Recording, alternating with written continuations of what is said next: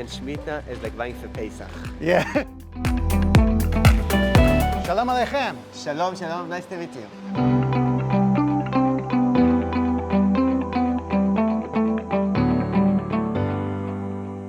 So let's move on to this section over here. We have another option. So I see bananas, and it says over here, heter mechira. Correct. Okay? So I know that different people have different opinions about it, and explain how that works exactly. Okay, heter mechira is a long discussion, started 140 years ago. Basically, many farmers don't have an option. They can't go otzar beitin because of many issues, and without heter mechira, either they will get bankrupt, stop being farmers, or they will work the land without any permission. So the rabbis 140 years ago, before Rav Kook even. Before Rav Kook, 140 years ago. Spector or something? Rav Spector, Rabbi Yitzchak Elchanan Spector from Kovna, he was the first one, and he issued the heter mechira 1889. And from then, every Shmitta, the chief rabbis issued the heter mechira. And now the world divides between, do you hold by heter mechira or you don't hold? Our institute is a bit more complicated. Right. Heter mechira, all the chief rabbis in Israel, doesn't matter what color they have here, of kippah, they all approve heter mechira, and they do heter mechira for the farmers.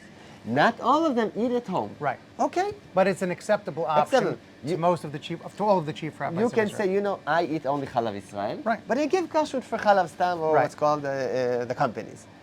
So the same we do for heter mechira. We don't think it's ideal.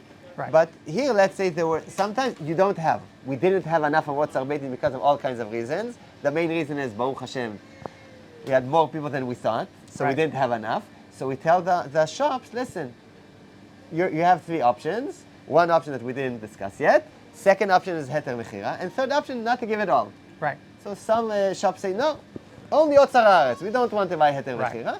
Some stores like here bring heter mechira. We'll do both. But the customer sees. He can't accidentally take unless he's blind. Right. It says heter mechira. Everything is very clearly labeled. Even if you're English speaker and you don't understand Hebrew so good, heter mechira. It's very clear. It's very clear. It's very clear. So we have it here. Whoever wants to buy can buy. The question we get and people ask about heter mechira is, and some people say that it was instituted in a time of great need because the farmers would have gone starving. So today we're not in, I don't know, but maybe we're not in that level of urgency. But isn't there a d'oraita, a biblical law of lo techonen? Is that the correct word? Correct. Which means you're not allowed to sell land to a non-Jew in Eretz Israel. So I know it's probably a whole shiur, but how does that work out? If you can't sell the land according to the Torah, how do you do it? He can't sell the land when he sells it for lifetime.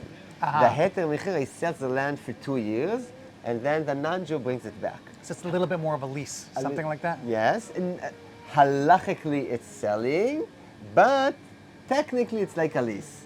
But it works like a lease, but halachically it's a real sale for a period of time. Right, but the people that are pro heter mechira tell you, you didn't understand.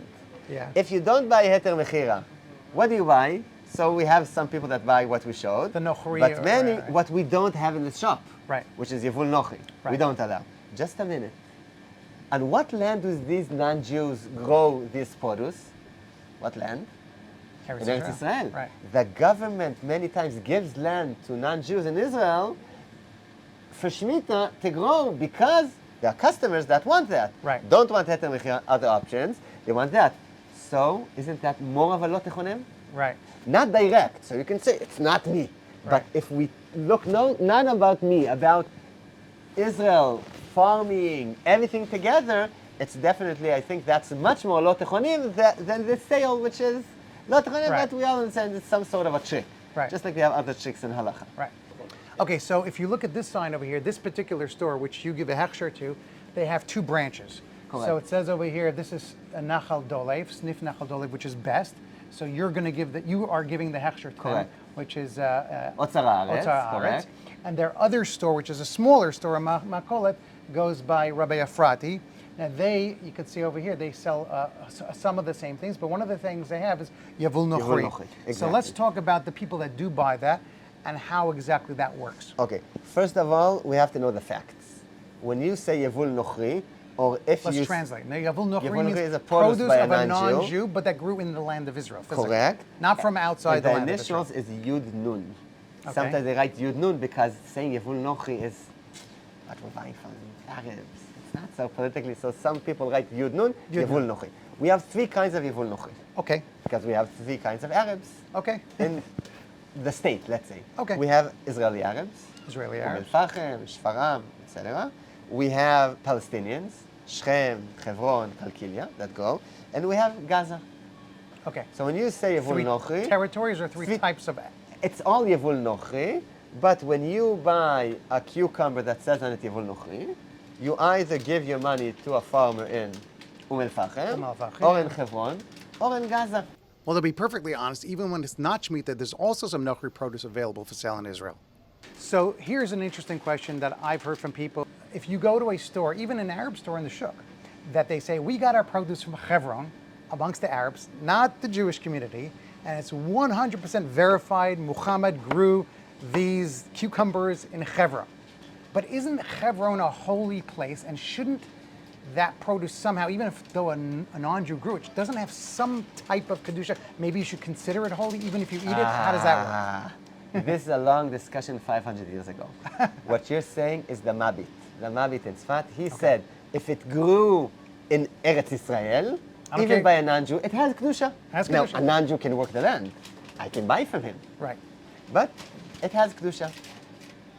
The Bet Yosef, the Shulchan Aruch said, no, doesn't have kedusha, and that's the main psak till today. Minhag Yerushalayim was always not to keep kedusha. The Chazon Ish, he started in Bnei Brak to go according to the strict opinion, and the people that follow his opinion till today say Yavul Nochri, you have to keep kedusha. Okay, so one of the other options, which I find very easy to do, not problematic, is matzah menutak,